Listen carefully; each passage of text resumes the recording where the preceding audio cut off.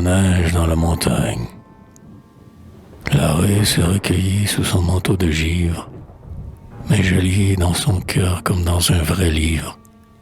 Oui, je sais qu'il médite à la chanson du vent, sur le bon temps passé puis sur le temps présent. La blanche neige ouatant les garennes austères harmonise à soi les horizons sévères.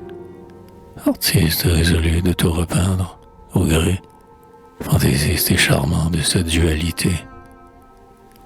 Son âme qui vibre dans l'absolu silence, quémande le secret de son intermittence, a mis l'être grouillant sous son épais tapis à des peuples entiers bien chaudement blottis.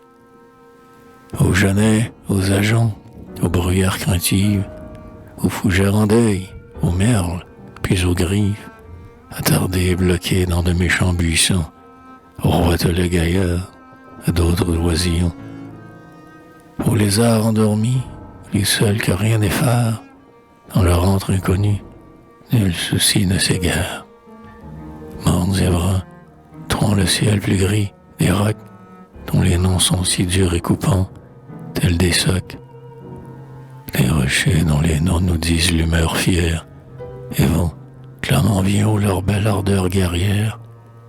D'abord un dos voûté, c'est Ménès Saint-Michael, celui gardien têtu de notre braise Isère. Mais à la chapelle ainsi, sous la divine couche, de ce vierge duvet se donne un air fort louche.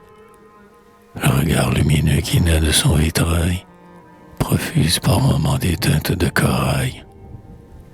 Et le dôme agrandi, perdant son charme agreste, s'étonne de se voir un paysage funeste, comme il en est toujours dans les contes d'Argois.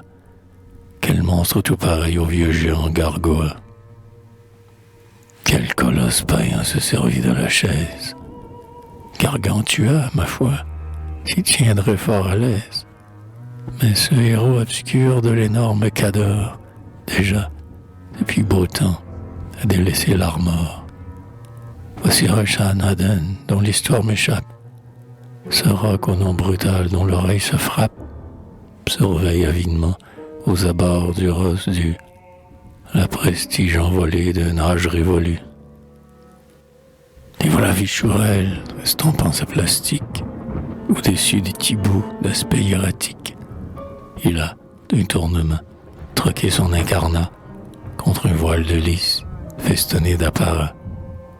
Rocheféchec, par devant, pointu comme une épée, devient magicien d'un doux conte de fées. Rochafenten, donc, dites, où cachez-vous? La source dont la voix pétille de glou-glou. Avec un soin jaloux, vous gardez votre baigne, loin des regards envieux des hommes de la plaine. Roche Trévézel sourit et happe les flocons. Son immense chupin s'enverra des boutons.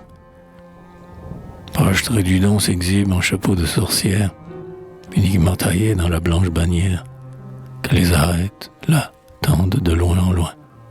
Tel rocher bestial montre un énorme groin.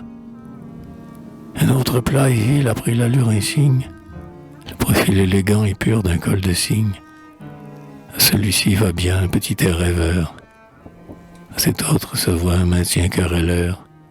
À nos rochers d'arrêt un changement s'impose. La neige à sa palette et les métamorphoses.